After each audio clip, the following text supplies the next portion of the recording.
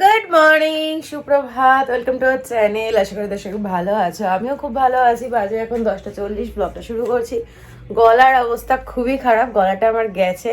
জানি না বেলা হলে পরে ঠিক হবে কি না। আর গলার প্রবলেম যদি আমার একবার শুরু হয়, শেষ হওয়ার নামই নেয় না। যাই হোক, সিনটি ঘুমোচ্ছে, এখনো আমি কিচ্ছু করিনি, শুধু শুয়ে শুয়ে এডিট না, sorry sorry sorry edit thumbnail সব কালকে রেডি করে রেখেছিলাম। এখন শুধু টাইটেল দিয়ে ব্লগ আপলোড করে দিয়েছি। আর আমি উঠে যেই লাইটটা ধরালাম, বোবো উঠে গেছে। কোহিনুর দিয়ে এসছিল, কে আবার এলো, কোহিনুর দিয়ে এসছিল। আমি বললাম কি আরেকটা যে বাড়িতে কাজ করে আসো।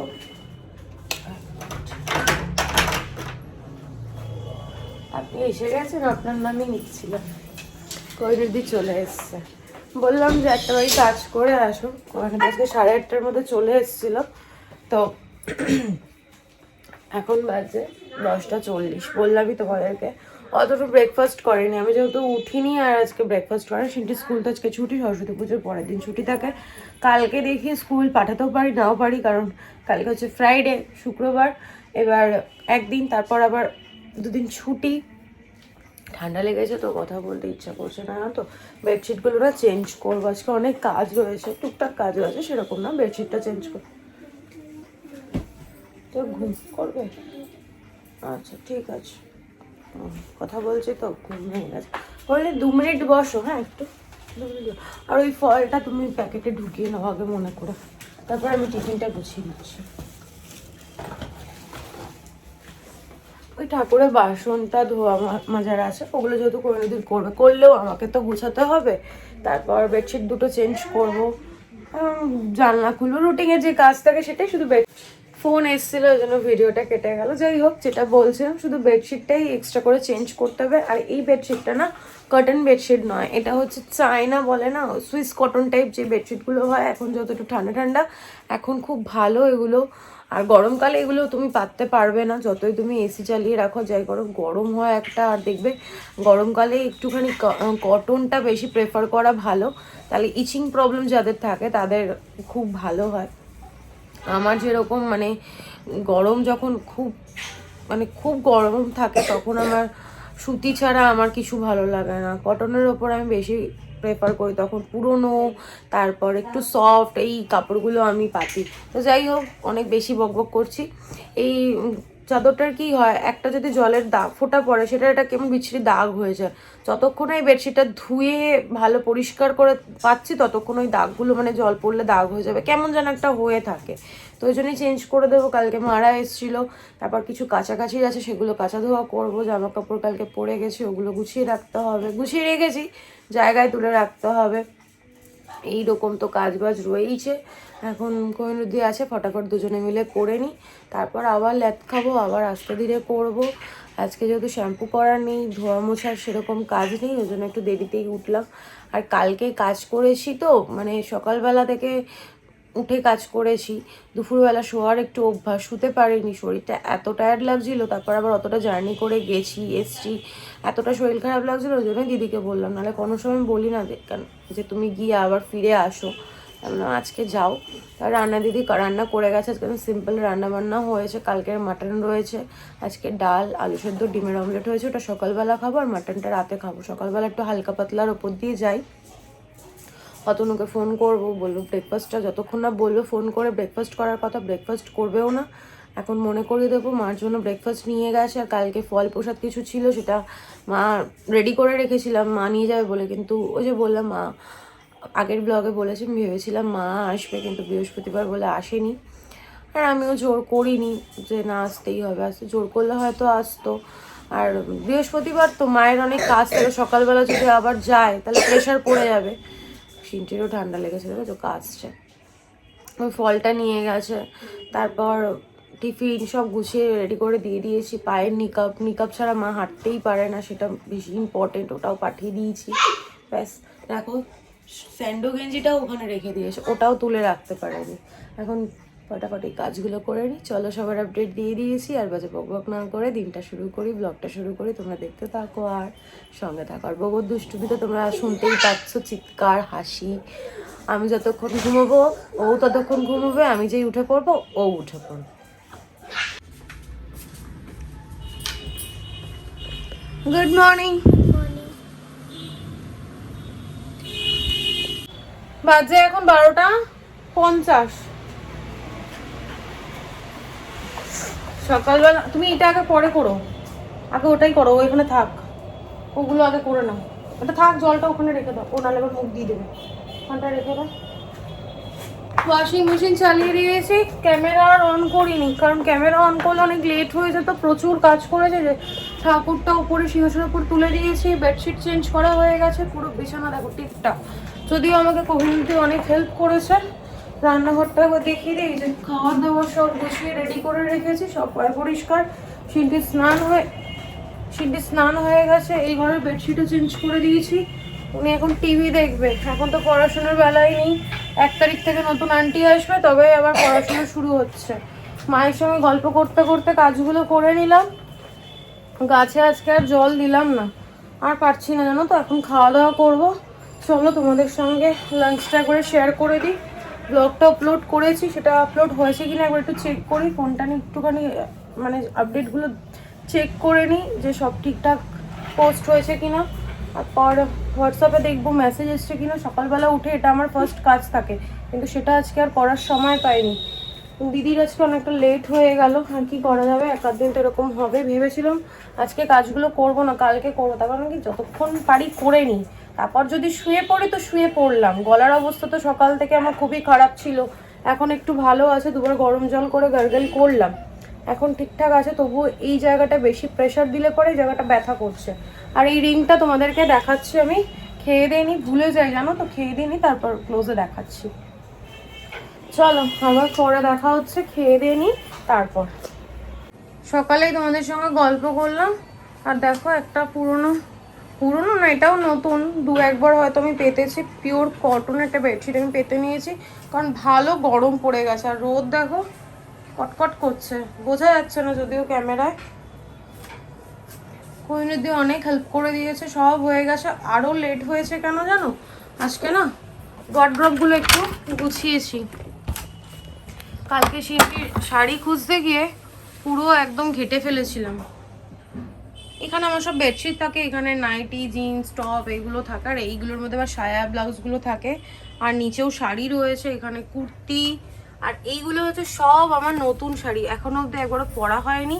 কালকে ভেবেছিলাম জানো তো সরস্বতী পুজোতে এই শাড়িটা পরবো, তারপর ভাবলাম না আর পরবো না। আর এই শাড়িটা তো তোমাদের দেখিয়েছি, কাশ্মীরি সিল্ক, এটাও পরতে পারতাম, কিন্তু এটাও পরিনি, ভাবলাম থাক। এই ওয়ার্ড্রপটাও গুছিয়েছি, ওপরের গুলো আর খুলে দেখাচ্ছি না। শীতের সব জামা কাপড়গুলো আমি রেখে দিয়েছি, আর মনে হয় না ঠান্ডা পড়বে বলে। এই দেখো এগুলোও সব গুছিয়েছি, যেই শাড়িগুলো পরা হয়ে গেছে ওগুলো এখানটায় রেখে দিয়েছি। আর নতুন ব্লাউজ দুটো বানিয়ে নিয়েছি, দড়িগুলো ঝুলছে এখানে সব অতনুর। এখানে ওর রোজকার হাফ প্যান্টগুলো থাকে, আর এই যে সব গুছিয়ে নিয়েছি। এই জন্য আরও আমার দেরি হয়েছে জানো তো, কাজ করতে না অনেকটা সময় লাগে গো। এই হচ্ছে আমি। এই ঘরে আর লাইটটা ধরালাম না, এই ঘরে না ভীষণ ভালো আলো ঢোকে ওই ঘরের তুলনামূলকভাবে। দেখো এটাও একটা কটন বেডশিট, এটাও আমি 2-1 বার পেতেছি, 2-1 বার না, এটা মনে হয় আরও 2-3 বার পেতেছি, আমার ঠিক মনে নেই। আর দেখো নতুন চাদরটাতে এরকম ছিল, যেহেতু ফেসবুক লাইভ থেকে নিয়েছি তো আমি আর কোনো রকম কোনো কথা আমি আর বাড়াই না জানো তো, কথা বললেই বাড়বে। আর এই প্যাকেটটার মধ্যে রয়েছে আমার 5টা নতুন নাইটি, যেগুলো আজকে আমি নিয়ে যাবো শাশুড়ি মায়ের দোকানে অল্টার করানোর জন্য। মা একটা নতুন দিদি ঠিক করেছে, সে নাকি খুব ভালো অল্টার করে, তো অল্টার করবো না, সরি অল্টার কেন বলছি, ওই নিচটা একটুখানি সেলাই করে দেবে। ঠাকুরের কি ভাল লাগছে বলো, সুন্দর লাগছে না? চলো অনেক তো বকলাম, এবার লাঞ্চটা তোমাদের সঙ্গে শেয়ার করে দিই। এখানে আছে ডিম, এই ডিম বলছি, আলু সেদ্ধ, পেঁয়াজ, শুকনো লঙ্কা দিয়ে মাখা, এটা আমার ভীষণ পছন্দের একটা খাবার। এখানে আছে অমলেট যাই বলো, পেঁয়াজ দিয়ে ডাল, ডালটা না নিচে বসে গেছে, 1 মিনিট আমি তো এখন খাবোই। দেখো আমাদের ডালটা কিরকম করে দিদি, দেখো এরকম ঘন, আমার না এরকম ঘন ডালই ভালো লাগে জানো তো, বেশি পাতলা জলের মতো ডাল ভালো লাগে না। আর এখানে হচ্ছে মাটন, কালকের মাটন এতটা রয়ে গেছে, আমাদের দুবেলাই 3 জনের হয়ে যাবে। 3 জনের জায়গায় 4 জন বলতে যাচ্ছিলাম। ঘুমটু তো মাটন খায় না, ও চিকেন খায়, ওর চিকেন রয়েছে।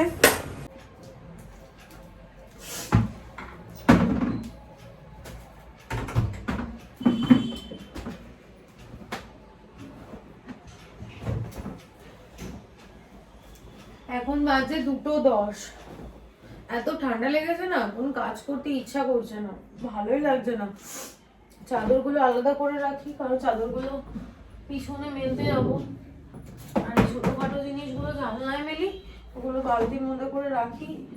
ভালোই লাগছে না, মনে হচ্ছে কতক্ষণে কাজ বাজ কমপ্লিট করে একটু শোবো। 2:10 হয়েই গেল। যত তাড়াতাড়ি কাজ করি না কেন সেই 4টে 5টা বাজবে। কাছাকাছি যেদিন থাকে সেদিন তো আরো লেট হয়। এই চাদরগুলো কেচে নিলাম, এবার নর্মাল হয়ে গেল। এবার জল ফেললে যেমন জলটা পড়ার পর দাগ হয়ে যায় সেটা আর পড়বে না, জল যেমন শুকিয়ে যাবে। কিন্তু নতুন অবস্থায় না এগুলোর অবস্থা হয় কি বলতো, একটু কিছু ফেললেই দাগ হয়ে যায়, খুব বাজে লাগে দেখতে। এখন এগুলো মেলবো, এখন ডাস্টিং করব, তারপর গিয়ে ঘর মুছবো, স্নান করবো।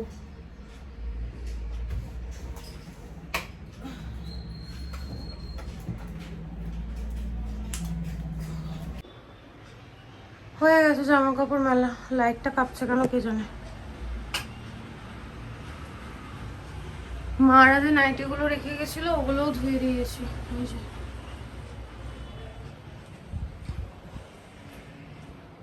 এখানে সিনটি ড্রয়িং করছে, এই জামাটাও ভর্তি। এখানেও হয়ে গেছে, বেডশিটগুলো মেলে দিলাম। এই যে ওখানে কমপ্লিট। এখন বাজে 11:30। ঘড়ির দিকে তাকাইনি আর ফোনটাও হাতেই নিইনি। টিভি দেখছিলাম, ঘুম ভেঙে গেছে তখন 7টা।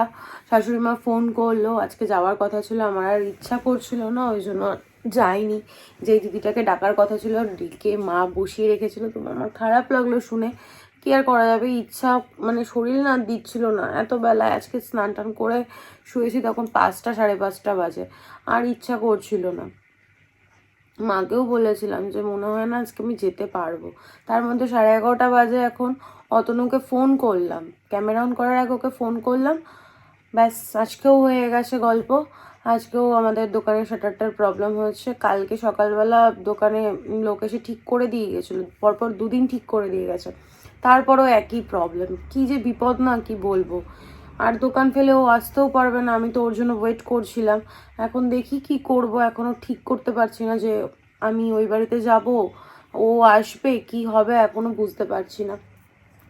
যাই হোক, যাই হবে আমি তোমাদের সঙ্গে তো শেয়ার করবই। আর ক্যামেরা অন করিনি, খেয়ালই ছিল না তোমাদের সাথে যে আমার কথা হয়নি। সেই সকালে মনে হয় লাস্ট কথা হয়েছে, তারপর আমি স্নান টান করে আসার পর যে ক্যামেরা অন করিনি আমার খেয়ালই ছিল না। তার মধ্যে যেই চোখটা লেগেছে তখনই এসছে একটা পার্সেল। একটা পার্সেল তো ক্যান্সেল করে দিয়েছি, এত ল্যাদ লাগছে উঠতে আমার ইচ্ছাই করে, জাস্ট চোখটা লেগেছে তখনই এসছে। আর একটা পার্সেল আমাকে নিতে হলো, তোমাদের সঙ্গে সেটাই এখন শেয়ার করি। দেখি ততক্ষণে যদি ও চলে আসে বা কোনো রকম কোনো সলিউশন বের হয় তো ভালো, আর যদি না হয় তো আমি সিনটি বই থাকবো। আর কি করবো, আর টেনে হিঁচড়ে আবার নিয়ে যাওয়া নিয়ে আসা না খুব সমস্যা, জানো তো। এটাই, চলো আর বাজে বকবক না করে তোমাদের সঙ্গে পার্সেলটা শেয়ার করি। তারপর ভাতটা গরম করে আমি সিনটি বউ খেয়ে নিই। ও কী করবে ফোন করে একবার জেনে নেবো, তারপর তোমাদেরকে জানাচ্ছি। পার্সেলটা শেয়ার করার আগে ভাবলাম তোমাদের সঙ্গে রিংটা একটু শেয়ার করে দিই। এটা ভ্যালেন্টাইন্স ডে উপলক্ষে আমাকে গিফট করেছে। কালকে বা না সরি কালকে পড়েছি না তার আগের দিন পড়েছে আমার খেয়াল নেই। আমাকে গিফট 2 দিন আগেই করেছে। তোমাদের ক্লোজে একটু দেখিয়ে দিচ্ছি। আর সারপ্রাইজ গিফট পেতে কার না ভালো লাগে বলো, কমেন্টে জানিও কেমন হয়েছে আর আমার হাতে কেমন লাগছে। এক্ষুনি তোমরা বোবো ভাউ ভাউ শুনতে পাবে, কারণ অতই চলে এসছে। আর পার্সেলটা দেখতে দেখো একটা ছোট্ট কুশনের মতো, খুব সাবধানে খুলতে হবে। দেখি, আমি মার্চে ঘুরতে যাচ্ছি, তোমাদের তো বহুবার বলেছি। কোথায় যাচ্ছি সেটা এখন বলবো না। সারপ্রাইজ। দুটো সোয়েট শার্ট অর্ডার করেছিলাম, এটা আমার ফেসবুক থেকেই নেওয়া।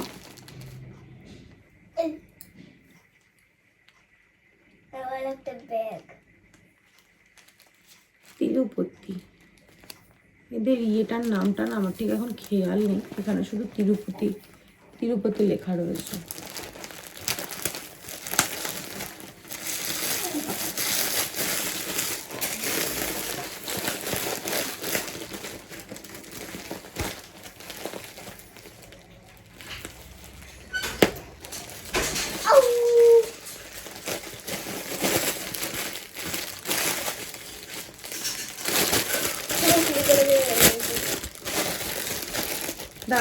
খুলে বের করে নি তারপর দেখাচ্ছি।